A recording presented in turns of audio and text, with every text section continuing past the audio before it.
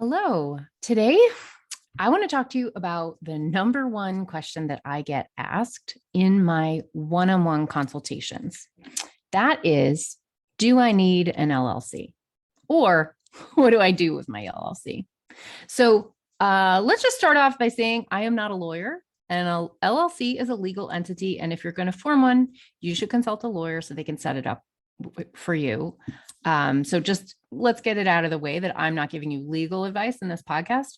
That said, the LLC sort of has an interaction with your accounting and it's part of business setup. Potentially, you don't necessarily need it, right?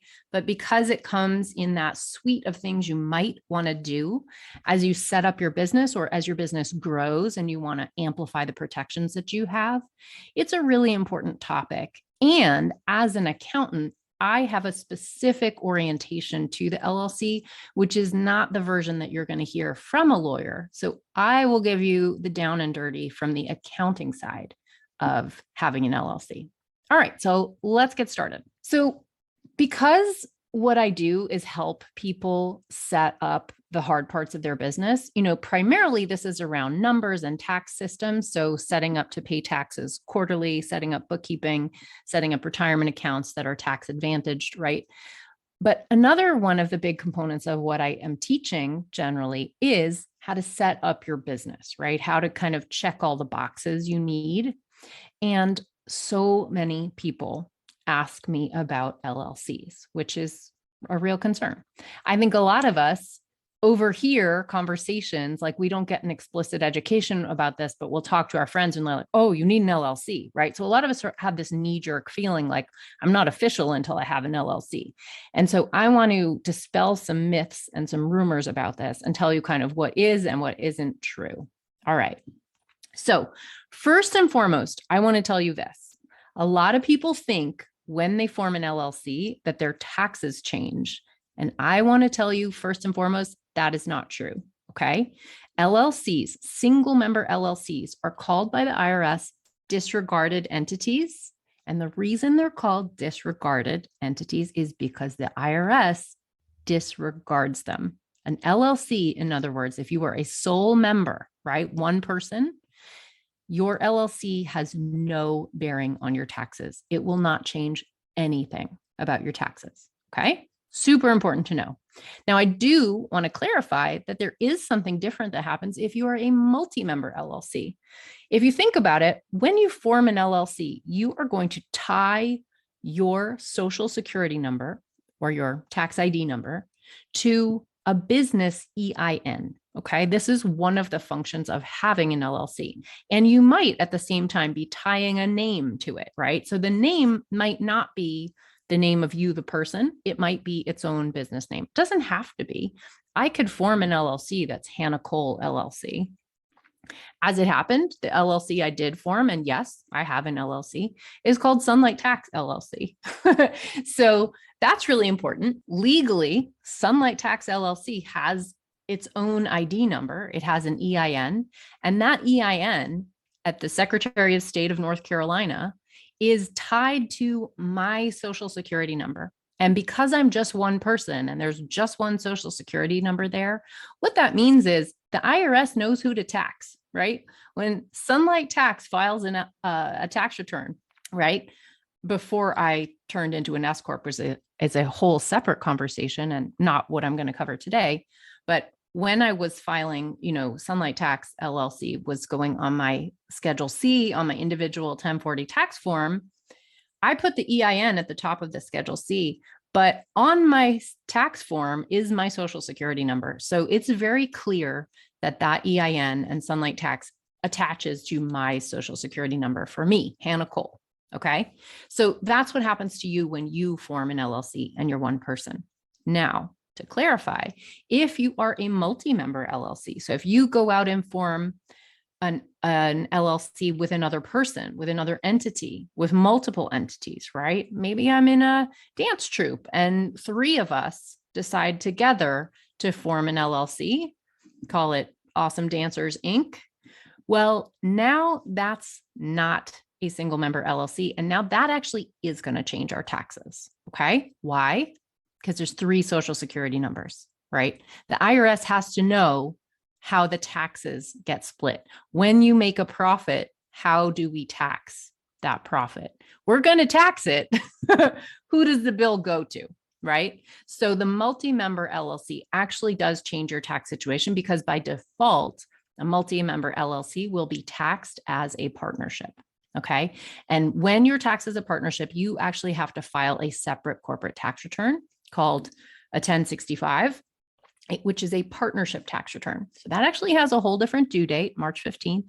And when you file it, the product of that filing is K1. So each of the owners will get their own K1. And that K1, which is the product of the corporate filing, flows through to that individual person's 1040 individual personal income tax return. When we say that an organization is a pass-through entity, that's the passing through part.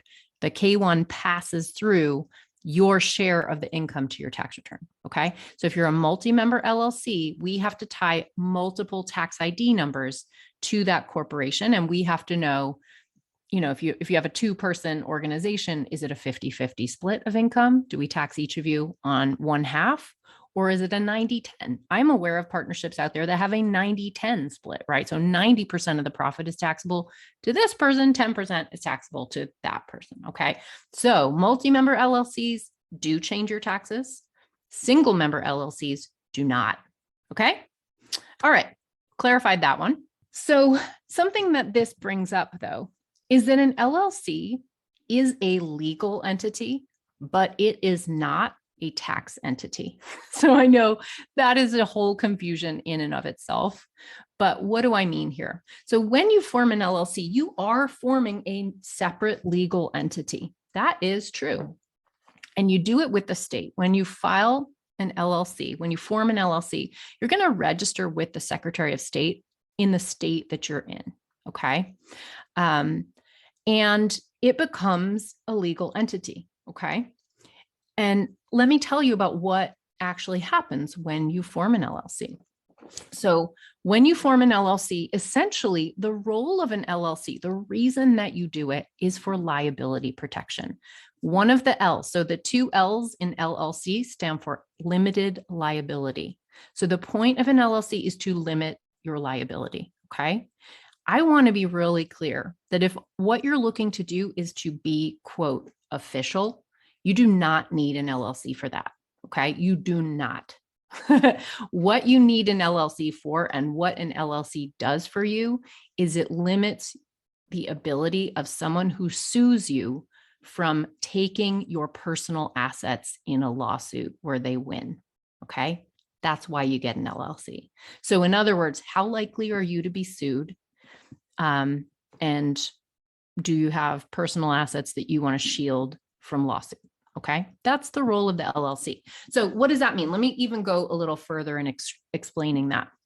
Forming an LLC basically creates a separate entity outside of yourself that, that's it. It's a separate entity outside of yourself. Okay, so let's take an example of me in my painting practice. Okay, so I'm Hannah Cole. If I were to form an LLC for my painting practice, before I had an LLC, my painting practice, Hannah Cole Painter and me, Hannah Cole, we are one in the same. We are one in the same person and entity. Okay. If somebody comes to an open studio event that I host, for example, and they trip and fall in my studio and they sue me and I have no LLC, well, they can sue me. And if I'm found at fault, then they can get whatever assets I have at all, right?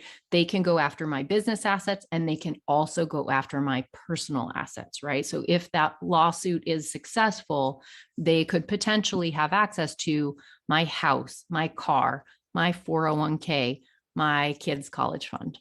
Okay. That's how it works. That's what the liability is that I have as a business. And so that's the sort of default setup that you're in. Now, I will be honest with you, as a painter, I don't have very much liability. So I have never formed an LLC for my painting practice because I don't actually host open studio events. I'm a gallery artist. I'm not bringing people into my space. My work is shown at my gallery. And so it doesn't really, I'm not that worried about this stuff, right? My gallery's insurance is generally going to cover, even if somebody is at my show and they trip and fall, it's going to be on my gallery, not on me. Okay. So I don't have very much liability. I'm not that worried about being sued as a painter. I'm not saying it couldn't happen, but do I want to pay $200 a year to the Secretary of State of North Carolina and have a, filing obligation every year, which is pretty minor, PS. But do I want to do that? No, not really. So I don't. But it means that Hannah Cole and Hannah Cole Painter are one and the same thing. Now, Sunlight Tax is quite different. I do have an LLC for Sunlight Tax, and here's why.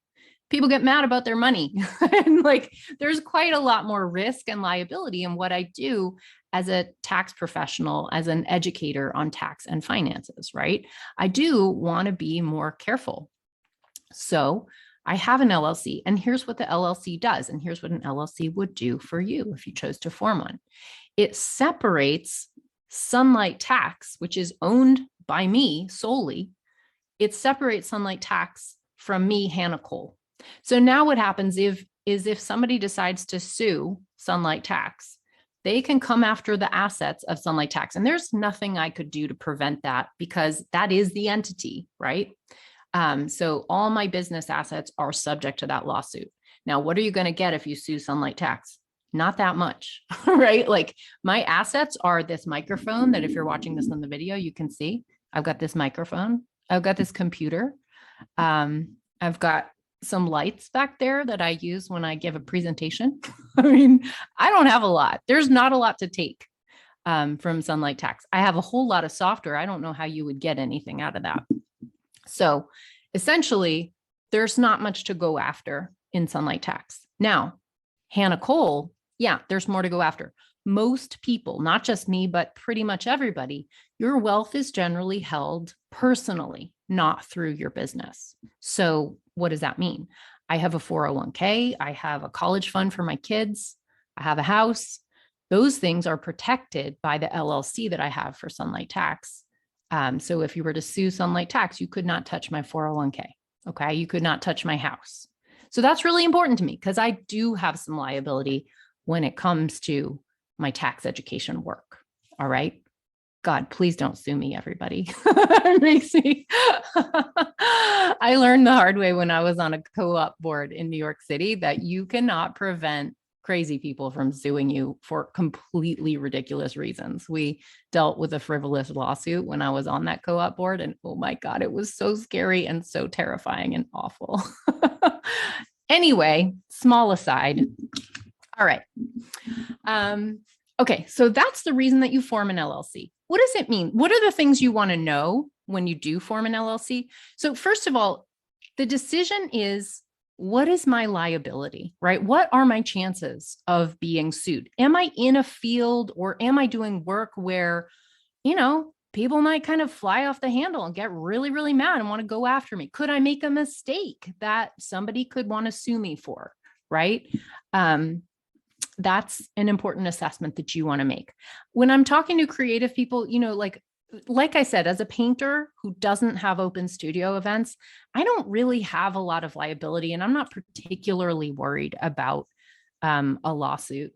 If I were a choreographer in the theater, if I were in any field where I were operating heavy machinery, if I had a landscaping business and I had people using lawnmowers and cutting branches off trees, I would definitely get an LLC because, those are just situations where a worker could get injured. Things can happen in those situations. Those are much more clear-cut cases. So essentially you want to assess your risk of liability. How likely is something to go very wrong, someone to get hurt or injured by your work, and do you need that liability protection? I will also tell you one thing that a lawyer is not going to tell you, which is there is an alternate path that is a little cheaper. So it's not actually critical that you become an LLC. You actually can get a lot of the same liability protection simply by getting business professional insurance. Okay. So that is something that you probably do want to look into if you have a sense of liability. Now, could you do both? Yeah, absolutely. And they do play different roles, right? The LLC limits your liability, so it gives you a protection against your personal assets being taken in a lawsuit. But if somebody were to sue me and be successful, I would still have to pay out a certain amount. And without business insurance, I would just have to pay it out of pocket, right? So business insurance might still be a good idea on top of my LLC. So I'd have some money to pay out, right? I wouldn't actually have to spend all the money in my business to handle a lawsuit should one come.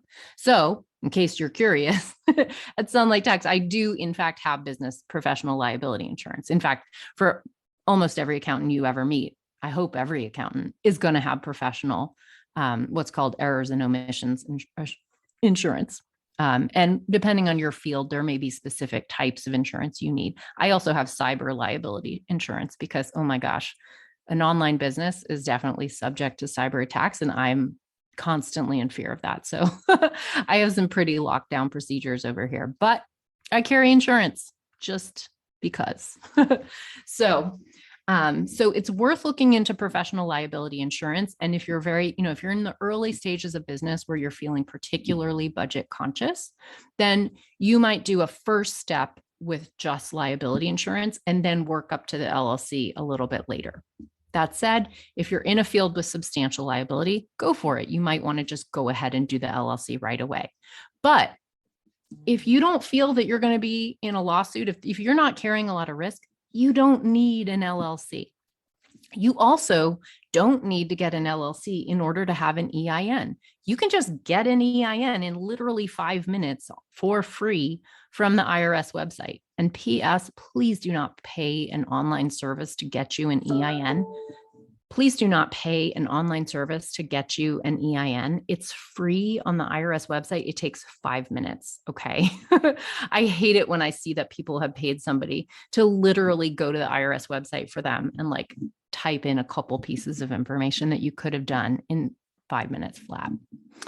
Okay. But that said, if you want to get an EIN and you think you're going to form an LLC, I would wait, because forming an LLC is going to get you a new EIN. And now you're going to have two, and you can have some confusion, including a little messiness in your taxes if you have two EINs. So you do want to actually be careful about obtaining unnecessary EINs, okay? Because it can cause a mess in your taxes. Okay. Another important thing to know: when you form an LLC, you're going to register with the Secretary of State. You're going to, do some kind of name search and determine a name that is, okay for you to use. And it's going to tie into your Social Security number. I want you to know, and I especially say this in case you are a person who's ever been in, an abusive situation, if you've had a stalker, if you've got a restraining order out against anybody, I want you to know, to be particularly aware, your address becomes a matter of public record.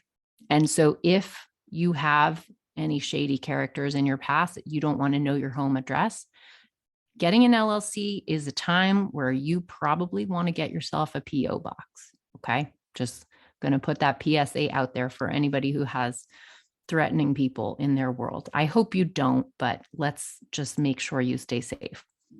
Okay. The other thing is there's an obligation side when you have an LLC. So you are going to register with your Secretary of State, and you're going to pay some kind of annual filing fee. Okay. This is a requirement from every state, including DC. You're going to have to pay an annual filing fee for your LLC. States vary in how much they charge. State of North Carolina, where I am, it's $200 a year. Other states, it's often a little higher. And also, you're going to have to make sure you keep your articles of organization up to date. Articles of organization are part of the paperwork that your lawyer will help you produce as you form your LLC, if you do that. And essentially, your filing obligation is to pay the fee every year and also to just update your articles of organization. Essentially, you're just saying, yeah, I'm still the boss. I'm still the owner, right? Ownership has not changed hands. Okay. That's essentially the role. So in North Carolina, I get very pleasantly a little email reminder every year, and it's an online system. And all I have to do really is just like certify, check a couple boxes. It says like, is this still the owner? Is this still the address? And I say, yes, yes. and I'm done. It takes me no more than 5 minutes. Okay. So that's what you do have to do. And of course, if you don't do that, then your LLC will go out of date and you will not be in compliance. So that's important. And you should just be aware that LLCs are searchable. So accountants know this. When we have clients who have LLCs, we will go ahead and look up our clients on the Secretary of State website because it's public data. So you can go see what LLCs exist in your state, frankly, in any state. And it can be a way to do a name search, although I think there's more efficient ways that lawyers would have more to say to you about. Okay, now let's talk about the one accounting piece that is very important when you form an LLC. I'm going to tell you what the legal role is of an LLC and why accounting can back that up or make it fail. Okay, so here's the accounting piece of an LLC. So while an LLC does not change your taxes if you're a sole proprietor, it does make it extra important that you have a separate business bank account, that you keep your business and personal items separate. Critically important. Here's why. When you form an LLC, legally what you are doing is creating a so-called corporate veil. That is the legal term, a corporate veil in between you, the person, and you, the business. Okay. That is what you've done. You are paying for that separation. Okay. And it's really important separation because in a lawsuit, you're saying, okay, you can sue my business, you can get my business assets, but that veil will protect everything behind it that's personal. You don't get to touch any of that stuff. Now, here's where accounting plays in. If you commingle your business and personal bank accounts, if you make personal expenses out of your business bank account, if you're buying groceries, paying for childcare, paying your rent out of your business bank account, making personal expenses out of there, you are not upholding that separation. And if you were in a lawsuit, you could have your bank records subpoenaed. They could identify that you are doing that you are commingling your business and personal accounts, and they can do a thing called piercing the corporate veil. In other words, your sloppy accounting can invalidate the protection of your LLC. So you've just been wasting your filing fee every year, wasting the money you paid to a lawyer, and wasting the protection you thought you were paying for by making personal expenses out of your business account. So I'm always going to tell you, you should have a separate business and personal bank account. I think everyone with a business should have a separate business and personal bank account. There's very important reasons for this. It makes your bookkeeping easier. The IRS wants you to do it anyway. But another very key reason to keep those accounts separate is to maintain the corporate veil. Okay, to keep your business only business and keep your personal only personal, so that you maintain that protection that you are paying for. All right, that's the accounting side of having an LLC. So let's talk about your next steps. All right. So one, you want to assess your risk of liability, right? Everybody's liability is going to be different. I'm not a lawyer. I'm not going to give you advice whether you should or shouldn't file an LLC. This is your decision. But you just want to take an objective look about what kind of liability you have in your type of business. Are you, giving tax advice? You should have an LLC. If you, and that's not legal advice, by the way. If you're a painter and you never have open studios, you never interact with the public, you might not need an LLC at all. Okay. So it's really going to vary. Consider business insurance. Professional liability insurance is there to back up the protection of an LLC. You can have it instead. You can have it in addition. It's also an option, and it's worth talking to an insurance broker about the liability in your business just to see where it is, right? To help protect yourself. That is actually a good step anyway, when you're forming a business or when you're shoring up an existing business. It's a good idea to consider insurance and to just talk to an insurance broker about what kind of liability your field tends to have and what kind of insurance is available. Okay. I also want you to know that I think a lot of people have a very false idea about when their business becomes official.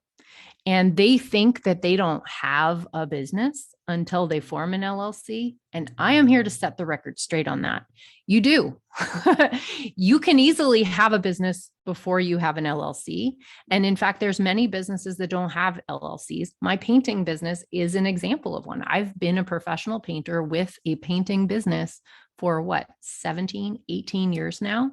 And I've never formed an LLC. Does that mean it's not a business? Oh, hell no. It definitely is. Okay. So you can absolutely have a business without having an LLC. It's not a necessary step to be a business.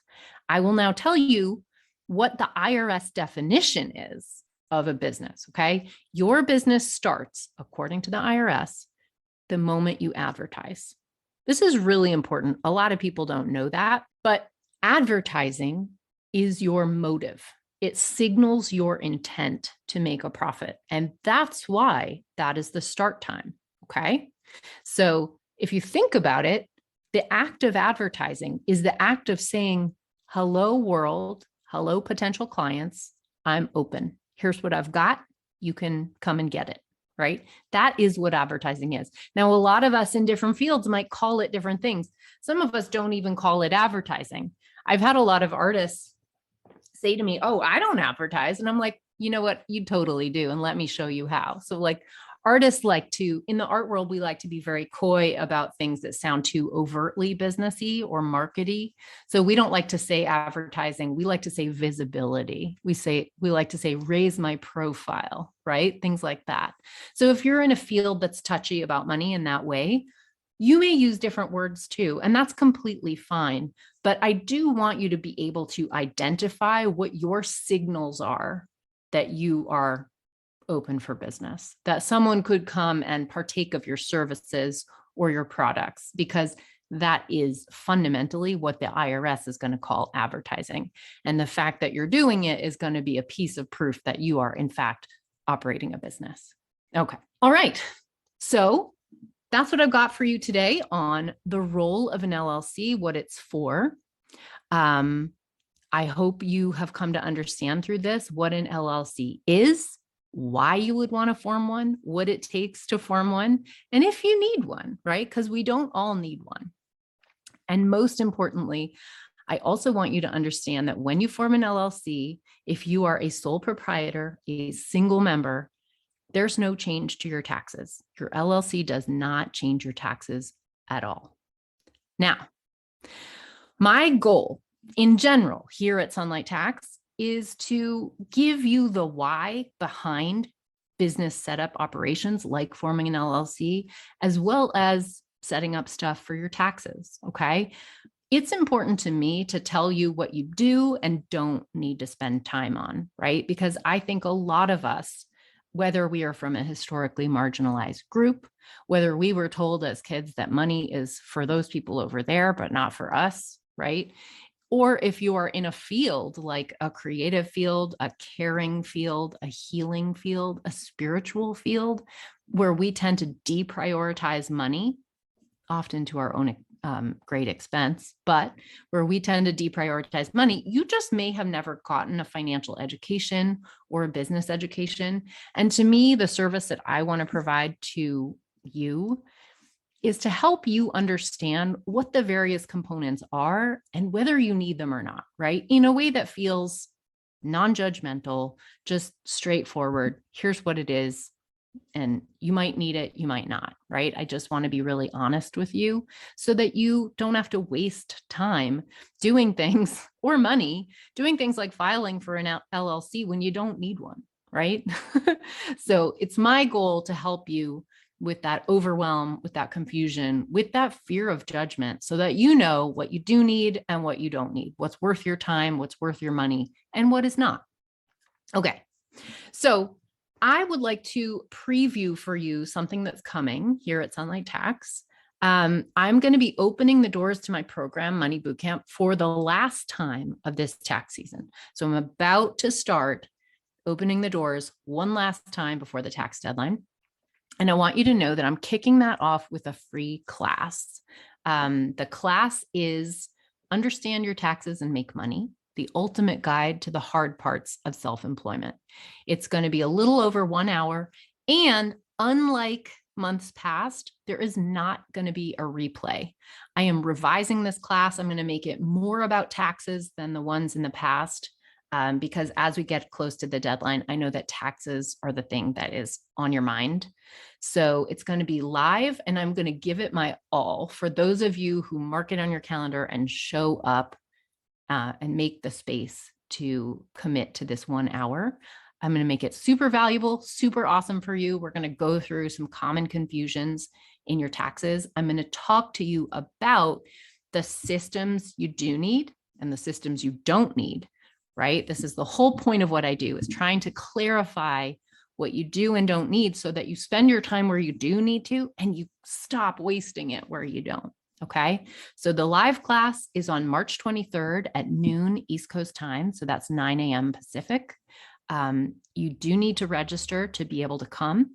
You can register at go.sunlighttax.com/free. Again, that class is on March 23rd at noon. You can register at go.sunlighttax.com/free. And it's going to be live. There's going to be no replay. It's going to be awesome and super valuable. I hope to see you there. All right. Thanks for joining me, everybody, today. I will see you next week. Bye.